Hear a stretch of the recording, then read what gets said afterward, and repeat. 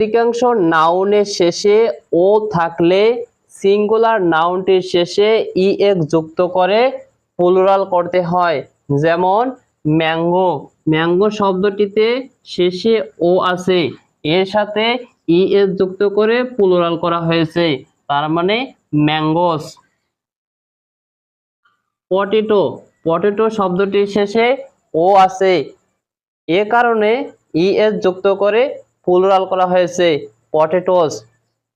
অনুরূপভাবে hero, heroes, buffalo, বাফালোস। আবার কিছু নাউনের শেষে ও থাকলে ও শুধু এস যুক্ত করে প্লুরাল করতে হয়। যেমন ক্যান্টো, এই শব্দটির শেষে ও আছে, তবু এখানে শুধুমাত্র এস যুক্ত করে প্লুরাল করা হয়।